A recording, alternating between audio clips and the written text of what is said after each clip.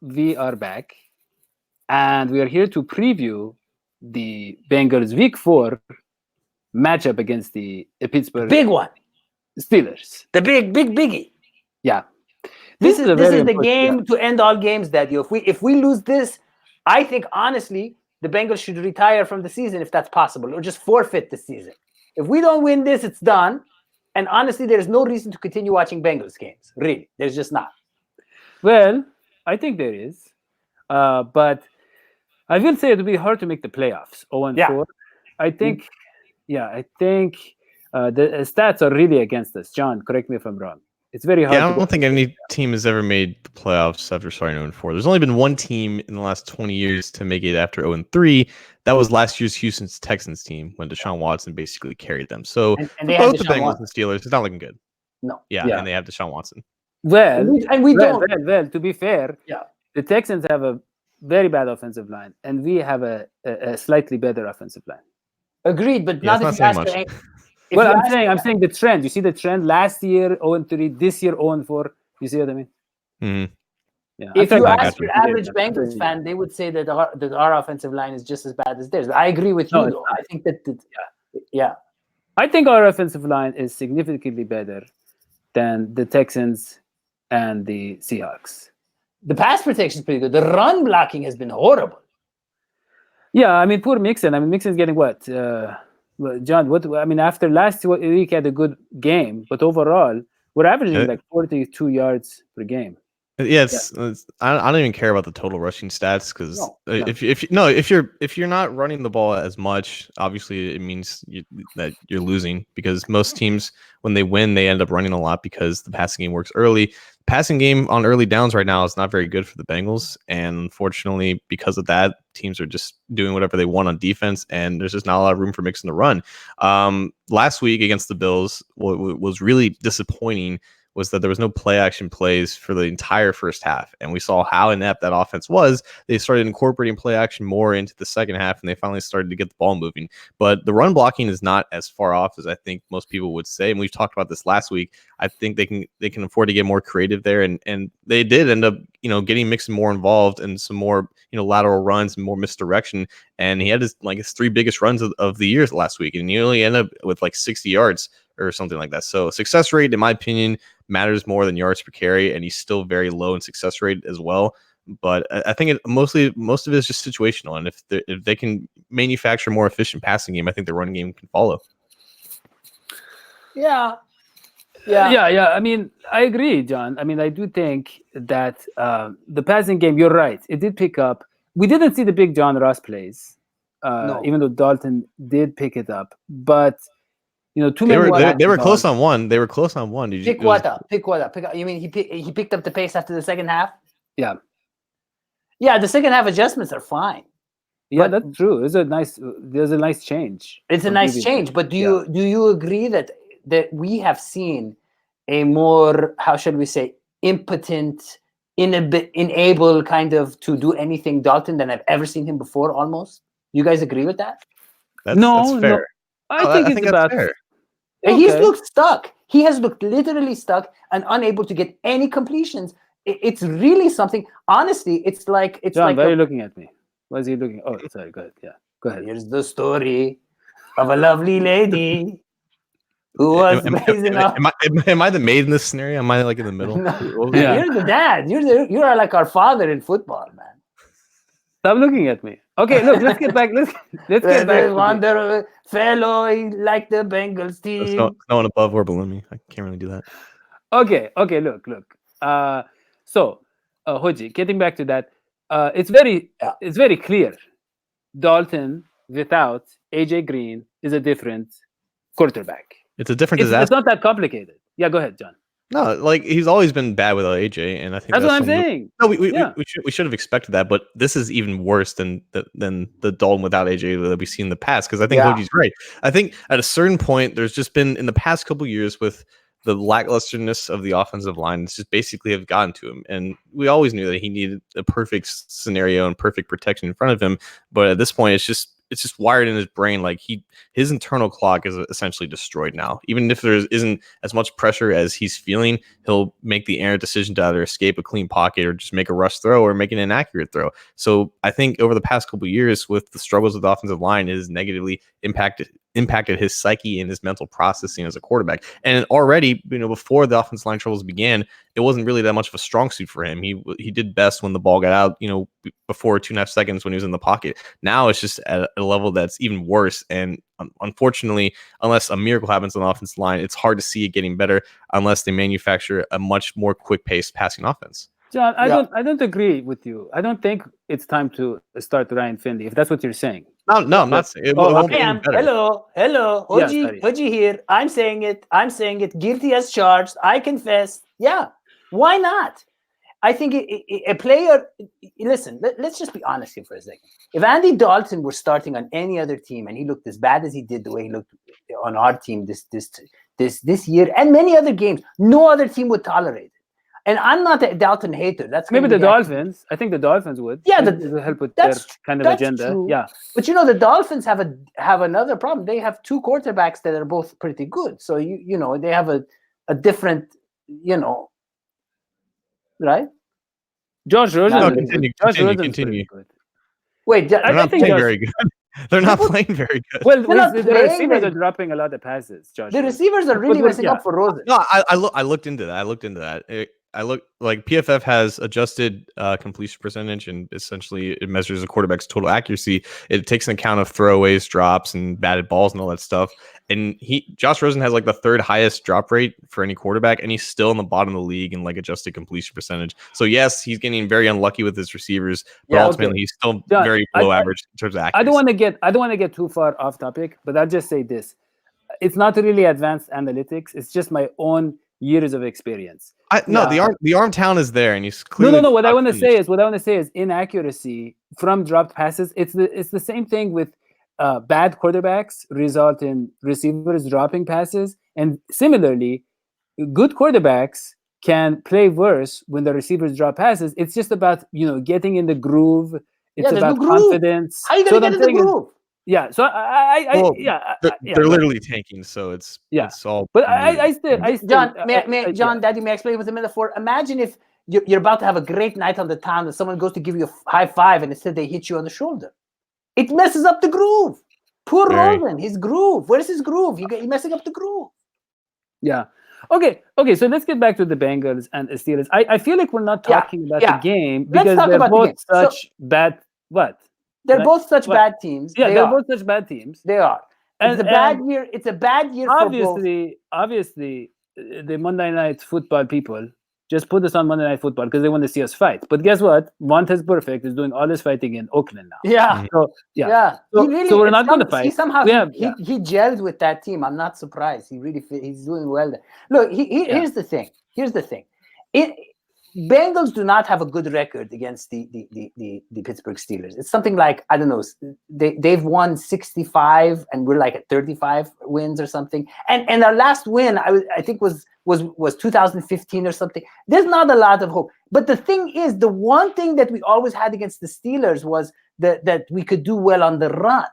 I mean, considering that our run game is like really bad nowadays, I just don't see how we're going to get anything done. I agree. Having Mason as the QB opens up some opportunities for some interceptions. Yeah, we have a good defensive line. I could see them causing some turnovers. John, don't you agree? That's literally the only advantage. That's the only hope. That is the only hope. The Steelers and Bengals are both bad teams right now, and they're bad in very similar ways. They have uninspiring offenses and two struggling offensive lines, and a defense that is extremely inconsistent. But both strengths of both teams are on the defensive line. So it's really a matter of which pass rushing unit is going to cause more stress to quarterbacks that can't handle the pressure very well. The Bengals have a very slight quarterback advantage here, and that gives them a chance to win this game. It's just a matter of how they intend to exploit that advantage. And I will say, I never can pronounce his name correctly, but Anarata, the defensive coach that we have here, defensive coordinator. Inarumo. Yeah, him. Just call him Lou Ferrigno. Lou Ferrigno Lou Ferrigno here. He's been doing a pretty stand-up job with I think with getting things together despite the lack of speed that we have on the team. I was actually impressed with the performance of the Bengals defensively last game. I was better than I expected. And I think they can put some pressure. And you might remember, I was wrong I thought the Bengals were going to win that game. I admit that I was wrong, and it wasn't me. It was my reading of the stars that was wrong. But at the same time, I was right in saying that the interception was the way we were going to turn things around and we would need an interception. I tweeted that out, and that's true. I don't think you can rely on that every game. I think something is up with the offensive situation where we can't get things going, and you can't rely on the defense to score.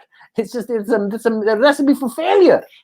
The defense did fantastic considering that they were out there for 37 minutes, and by the time the final drive was there, like the Bills were beating the Bengals by like 10 minutes in terms of time possession. They ran like 20 more plays on offense. They were gassed, and you could definitely sense that. There was a couple of plays where like the refs probably missed a face mask or a holding there, but they looked completely gassed, and the Bills just drove down the field because the Bengals defense was just tired. They couldn't do it anymore. And they played outstanding against the Bills, and it's tough to play. Even if Josh Allen is not the best quarterback, he's the guy who operates well out of structure, and he can make plays happen on its own, even if the play itself doesn't turn out very good. So they did a great job of containing him to the best of their ability, and unfortunately, he's just got this weird mix of talent and errors that sometimes result in amazing plays for the Bills. And the Bengals said, I think they're best against the quarterback like that. Yeah, really. Yeah, it's true. It's true. And the one thing we have going for us, it seems like nobody really believes in this Mason Rudolph guy. Like I heard even his the OC, the guy in the Steelers OC, what's his name? Fitchner? Yeah, Randy Fitchner. Yeah. Yeah, he was trash talking Rudolph or something. I mean, the one thing we got going for us is we're playing this. What was this 4th round pick, 6th round pick? They're really playing. The story here is that the Bengals had their 3rd round pick, I think about 10 or so picks before the Steelers. The Steelers traded up for Rudolph ahead of the Bengals because they believed that the Bengals were actually targeting Mason Rudolph. And I don't know if that's necessarily true or if the Steelers just got some bad info, but I think in their minds they were thinking it was revenge for the Bengals taking William Jackson and forcing them to take cornerback Artie Burns back in 2016. I hope that the Bengals weren't going to draft Mason Rudolph, because at the end of the day, I think he's a lot like a Ryan Finley or AJ McCarron, like a career backup quarterback, something like that. Yeah, I was with you up until there. I'm a big fan of both of those guys, actually. And I think Finley, listen, say what you will about Finley. I know he doesn't have the strongest arm in the world, but every time he's played, that man does exactly what I wish Andy Dalton would do, which is that he navigates the pocket and is able to make stuff happen. If Andy Dalton were able, everybody blames the offensive line. What is up with Andy Dalton, a veteran quarterback, not being able to navigate inside the pocket and make things happen? I mean, but that's always been an issue. It's always been an issue, man. But it's something you got to work. It's your job, man. Well, yeah, like I'm not defending him. I'm saying, I'm just talking to him. I was talking to him. Even if Finley can do that well, there's just still things that Finley just can't do that Dalton can do, and most other starting quarterbacks can do. With Rudolph, I think he played well when he replaced Ben in week 2, and I think it was because the defense probably wasn't ready for him. They didn't have a lot of film on him. The 49ers kind of figured out pretty early, and I think he only had 2 throws beyond like 1 yard beyond the line of scrimmage. So he's going to have to play a lot better against still a struggling defense in Cincinnati if they want to have a chance in this. But if he's protected well, I think he's got talented enough receivers. And, he should be able to move the ball down the field. Yeah. And really, it's just a matter of if the Bengals defense is going to show up like they did last week. I think they will. I think the one thing, as I said, we got going for us is defense. And I think actually we're well matched. Like, this is one place where our defense can shine, because really Mason can't make anything happen. And our secondary is strong. So it's like we can kind of not bully, but how shall we say, lay on extra layers of pressure. Because the one mismatch is that our secondary has been pretty good, and this Mason guy is just not that good. Especially, our secondary has been pretty good. John? I think so. John, I think a secondary is a lot like an offensive line, where you can have 3 or 4 good guys, and then 1 or 2 bad players can basically ruin the entire image. And that's pretty much what Drake Kirkpatrick has been doing his entire career, because he's so damn inconsistent. So if they have a game plan put together where they target him and go after him and get better matchups against him, then they can exploit it, and it makes it look like an entire secondary fallout. But in reality, William Jackson has always been pretty good. I think Jesse Bates has regressed slightly this year, but I think it's more going back to the mean of the player that we're going to see. We're not going to have necessarily an all-pro talent in him, but just a solid starter. I think that's kind of the regression that we're seeing. Sean Williams has mainly just been in the box and been going into single high looks. So at the end, I think the secondary is still talented, and there's not too many flaws there. But God, I really wanted. I would have loved to see Darius Phillips get a shot at starting over Drake or Patrick, but unfortunately he's on IR now, and I think that was their chance of getting an improvement there, and we're just gonna have to wait until next year unless he comes back later this year. Well, can I just ask can I just ask a question of John here? I never thought that Tyler Eifert would be healthy, and yet we see so little about him. Where has he been? Why isn't he doing more? What's up?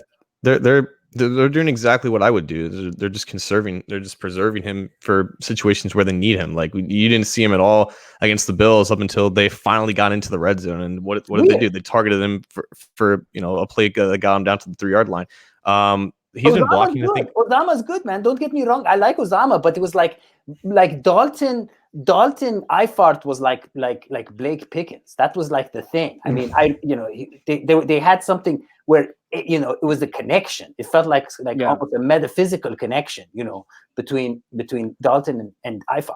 Well, I mean, he was tall enough to catch Dalton's high passes. Well, yeah, but I think look, you say the red zone. Honestly, the Bengals are in the red zone always now. Because if you don't start winning games, you're never going to start winning games. If you are going to go 0, okay, John, that's not what you mean by red zone. I know. I'm using red zone metaphorically. Yeah. I'm using okay. red zone. Okay. Let Tyler Eifert play till he gets hurt. Because honestly, at this point, if you don't start winning games, the Bengals fans are going to quit on you. Because if you go 0-5 and you lose against the Steelers and you don't win anymore and you can't get anything done on offense, but why in the world should I tune in or God forbid even buy a ticket to watch you play? Right? Okay. Yeah, but really, I don't think we're one Eifert away from winning games enough to make Bengals fans I'm saying care. do everything you can. Yeah, do everything you can. But look, the biggest thing is getting AJ Green back. Right, I mean that's going to change the offense. Healthy before he's healthy, and getting Joe Mixon back on track mentally or whatever it is. I mean, he's having. I hate to say it, but the Jeremy Hill type of second year. I mean, he had that. It's not his fault, man. The run blocking is horrible. The run blocking is horrible. Yeah, but you heard what John said. He's not hitting the right horse. Okay. All these issues are very moot unless the quarterback play increases dramatically. John, we're not going to start Ryan Finney. Stop saying it. That's not what I'm saying. You got to work with what you have. He's not the answer. The answer is Dalton playing better. We're not starting Dolgala either. So we're screwed then. if we can't count on Dalton to improve, then none of these issues matter at all to me. Like even with AJ Green, if Andy Dalton isn't playing well, they're not going to win. Okay, but John. But with AJ Green, you know what it was? Is even when you don't throw to AJ Green's very presence on the field changed the whole setup of the way the other team would play. They were so afraid of him. It was like Superman with kryptonite. Superman doesn't even need the room with kryptonite. Superman doesn't want to drive a car where kryptonite is in the trunk. And AJ Green was kryptonite for every team. So when he was on the field, everybody else played better. He elevated the entire Bengals offense. When will Bengals fans start being grateful for AJ Green? Bengals fans do not understand that AJ Green is one of the best ever. I agree. Let me say something. Yeah. I'm so bothered by these. Oh, would you take a third rounder for AJ Green? Oh my gosh. A fourth rounder for? Oh my God. I wouldn't take 5 first-round picks for AJ Green. This man could have gone to the Patriots 2 years ago. John, hold on. John looks surprised. John, we're never going anywhere. Why would you insult the greatest receiver we've ever had? Ever lived? Why don't you let him retire in honor on our team in Cincinnati? Be a Cincinnati legend. John, hold on, let me ask you something. John. This was Justin Smith Appreciation Week, right? All these clips of how great Justin Smith and all this stuff. They have all these clips recently on Twitter about him. How many clips did you see of the Bengals? Justin Smith. People forgot he even played for the Bengals, John. Okay, what is this Justin Smith appreciation week? there's been a lot of clips of Well, Justin I don't know Smith about recently. Justin Smith Appreciation Week, but today was National Coffee Day, and I juiced myself up a little bit too Can much. we go back to what the I'm a puppet little and Gladstone just hyper-caffeinated. said? Can we please go back to this absurd? You wouldn't take 5 first-round picks for AJ Green? Please tell me that's an exaggeration. You know what you can do? That's a bit Some much. things are about dignity That's and a bit honor. much. That's a bit Okay? much. I would take 5. No, what are we gonna do with this? Okay, so hold on. Let's see. You want the First round? Obregi? Okay, we get one Obregi. You could rebuild get- the team, Dadio, with 5 first-round picks. You could What? rebuild the team. What? You could you're saying we're not going anywhere. You know what teams need when they're not going anywhere? 5 first-round picks. Bad draft picks. Yeah, so that we I can would keep say getting that draft picks. I have said something before, and I don't think people listen to me. And that is that the first-round pick is a bit overrated. I love the second-round pick, and I wish we had a lot of second-round picks. I have seen research that No, my Okay. point is okay. Second So trade round the picks. 5 first-round picks for 15 second-round picks. I take Yeah. it. I would take that for Okay. AJ Green. Okay, let me- I love the okay. man, but you know what? His time What I'm is over. saying is, it's just stupid to say, would you take a second rounder or a third rounder? Like, okay, I understand AJ Green, 31 years old, I think, 30, 31, and Yeah. some injuries. Okay, but people forget when he's been on the field, he's been absolutely by far the best. No, okay, he's been a top 3 receiver. Still, he's been as good as he's ever been. He's not declining physically. And, in my and opinion. you know what? When he comes back, he's going to be great. I know he will because he's AJ Green. And physicality is only one part of what makes AJ Green. People don't realize that. It's not just about him. Like Ross is great. He's also fast. AJ Green is a lot of things. AJ Green's got the dexterity. AJ Green's he's got he's with his hands. AJ he can juggle. AJ Green can move. AJ Green can groove. AJ Green is AJ Green. Okay. I mean, Okay, what else guys. are you gonna say? Yeah, I agree that AJ Green is AJ Green. I don't think John even debates that. But people don't seem to get it. You ain't gonna draft under AJ Green because he's the only AJ Green. Okay. Sorry, but it's National Coffee Day and it was free coffee. And anyways. Wait. Are you guys We're okay? live. We're live. All right. All right. Let's get back to this game. We got. I think there are 3 matchups that we need to watch in this game. Yeah, that's Number what I one. want to say. Okay, Number go one. ahead. Go.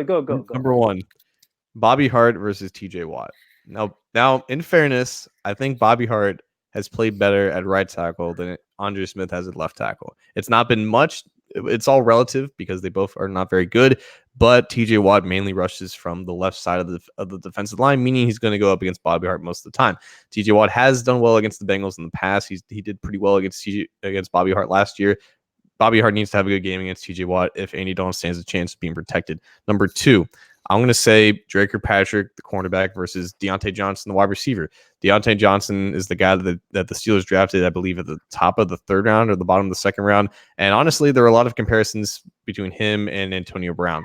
And that's what they're counting on him to be in this offense because they obviously don't have Antonio Brown anymore. They don't really have a true number 1 receiver, but I think that's the hope with them. And he's going to line up for the most part on the right side of the offense going up against Drake Kirkpatrick. Doesn't really move so much. So he's going to have a good game as well. Notice that both Bobby Hart and Drake Kirkpatrick are not necessarily good players. So they need the bottom of the roster, the bottom of the starting lineups to do well against these matchups, because even if the Steelers aren't necessarily a good team, they have opportunities to exploit the weaknesses of the Bengals.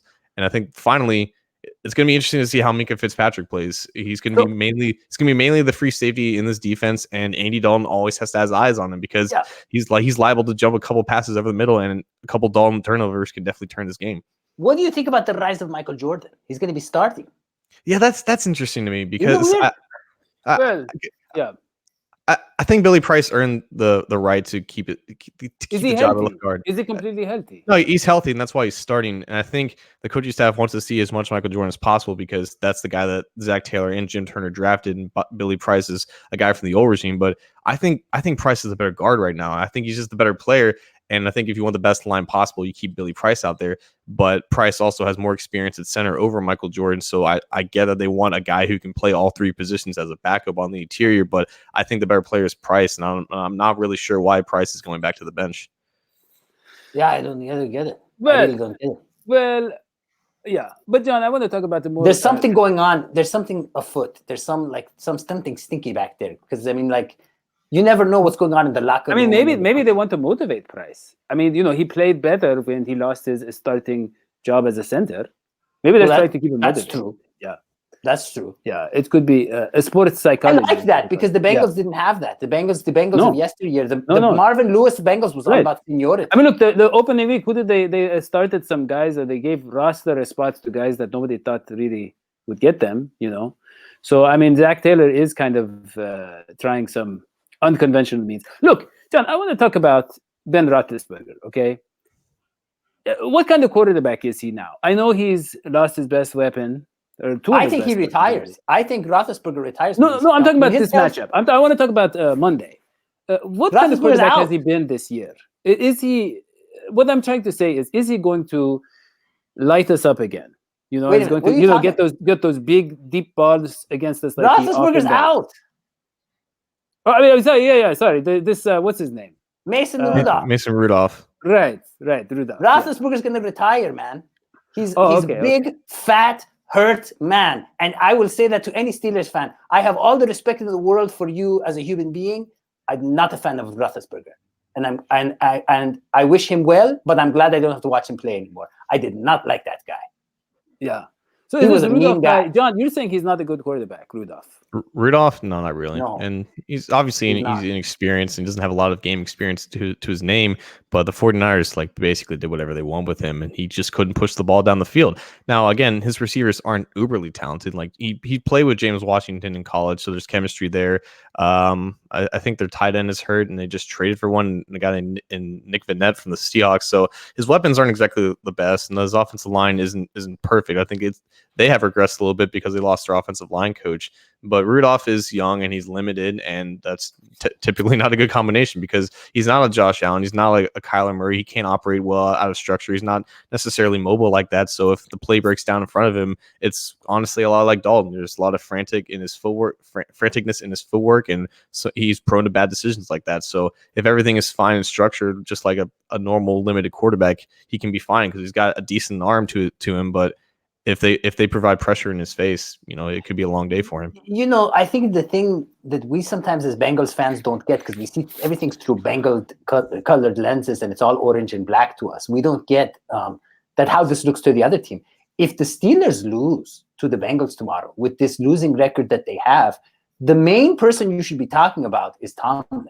Because for the Steelers, Tomlin is like their Marvin Lewis. There are a lot of unhappy people with people who are unhappy in Pittsburgh with Mike Tomlin, despite the fact that I think he's a very talented coach and he's done really great for that team. I saw his coordinators are really bad. His coordinators are bad, but he takes a lot of the heat. People don't talk about it, but a lot of people don't believe in Tomlin anymore. And I will tell you, that's a shame because he's actually, I actually respect that man. Is the whole Steelers organization complete pure evil? Sure. But he's a good coach. You got to give credit where credit's due. Tomlin's been I think he's had very fortunate circumstances, to be honest with you. I don't agree. I know people say that because I know the Steelers are a good organization, but Tomlin has been really smart. And he's won some games that you didn't think that he'd be able to win. Against the Bengals, a lot of them. Yeah, okay. So, I think we've done pretty elaborate preview. I think we covered just about every angle. Half an hour, man. We did good. We should get overtime. Yeah. So I think we will end it with that. Unless you have anything, John, anything. No, I'm good, man. Hodgie. I don't think we're going to win, but I'm still predicting a win so that the Steelers fans can eat my nuggets. Okay. So, let's get our predictions here. John, go ahead. 19-13 Pittsburgh. Okay, Hodgie. Ooh, that hurts. I say 24-21 Bengals. Wow. Yeah. And I'm going to go 31-17 Bengals. A lot of points. Yeah, we're going to get the points. Yeah, we're going to get the points. Monday night, we get some John Ross going. It's going to be really nice. People are going to love it. It's going to be great. I like John Ross. It's going to be beautiful. It's going to be beautiful, folks. He's not as, John Ross is not a clean receiver the way AJ Green is, but he's a fun one to watch. Yeah. He's not as sculpted, He's a meme. John Ross? I don't know what that means. No, He's a meme. I'm old. Leave the There guy aren't alone. No. memes like John pictures Rice, of if you're old people. listening, now that you are listening, John Rice is probably listening. What does meme mean? What do you mean he's a meme? He's like the Josh Allen of receivers. Like he could do something amazing and then do something dumbfounding. Gotcha. Like Gotcha. back to back. Gotcha. He's gotcha. Well, I don't think the Bills regret that pick, and we don't regret you, John Ross. We love you. Come on our show. Okay, that is all we have for this episode. You can patronize us on our patronizing site. And that is all. So we will see you next time. SVT. Bye. Bye.